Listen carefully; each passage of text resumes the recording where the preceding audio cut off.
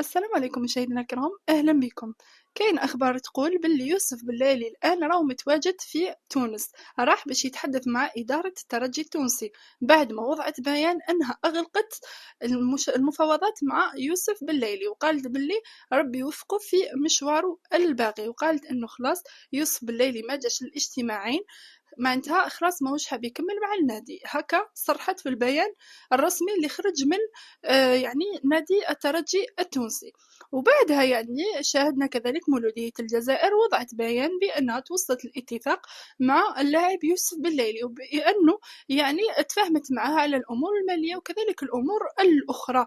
اليوم كاين يعني وسائل إعلامية تونسية تقول أنه يوسف بليلي متواجد الآن في تونس، وراو يقوم يعني بإعادة التفاوضات مع نادي الترجي التونسي، وراو حاب يبقى في النادي الترجي التونسي، وبأنه لقى يعني أشياء ناقصة في عقده مع مولودية الجزائر يعني من الناحية الطبية. قال يعني هو لما نذكروا أنه يوسف بليلي يعني انصاب في نوفمبر 2025، انصاب وفي مباراته يعني كان مع ترجي تونسي، وقال أنه ترجي تونسي هو اللي يعني كمل المشوار الطبي معه. يعني يوسف بليلي قام بكل الفحوصات ديالو في نادي الترجي التونسي، لا نعلم إذا كانت مولودية الجزائر ما وفرتلوش يعني الفحوصات اللازمة، لا نعلم هذا الشيء، يعني ما تحدثوش عليه نادي مولودية الجزائر، والآن مازال ما وضعوا حتى بيان وما قالوش إنه يوسف بليلي ما حش يوقع معنا. لكن يعني يوسف بليلي معروف بهذه الأشياء، يعني لما تحدث عليه رياض محرز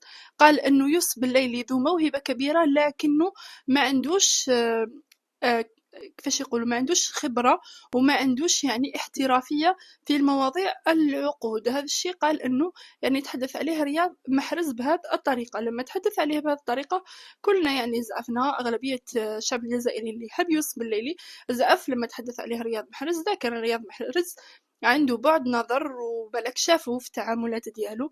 يعني يوسف بليلي باش يعمل هذا الشيء يعني ويوقع بين ناديين، هذا الشيء شيء مؤسف. يعني من الأول أنت حبيت تبقى في ترجي تونسي، أتحدث إنه حبيت تبقى في ترجي تونسي، يعني ماشي حتى تجي لهنايا وتتحدث مع مولودية الجزائر وعلى أساس إنه خلاص حتوقع معهم. ويعني الشعب العميد وجمهور العميد يعني خلاص يعني آماله إنه يوسف بليلي حيولي ليه، لكن يكتشف انه يوسف بليلي حاب يبقى في ترجي تونسي يعني لمصلحته. من الاول تقول انه مصلحتك مع ترجي تونسي تبقى مع الترجي التونسي، وكل يعني كل الانديه تحدث انه وكيل اعمال يوسف بليلي اللي هو والد ديالو يعني دائما يصراو لهم مشاكل مع الوكيل يوسف بليلي. ان شاء الله يعني يوسف بليلي يخير المكان الاحسن ليه، وان شاء الله يعني يقرر بسرعه. وكذلك يعني مازال باش يقدر يوقع حتى عقد يعني حتى يخرج القرار من الفيفا بخصوص العقوبة ديالو اللي مازال ما خلصتش. كل توفيق ليوسف بليلي. وش رايكم نتوما؟ خليونا آراءكم في التعليقات حول تصرف يوسف بليلي اللي قام به. السلام عليكم.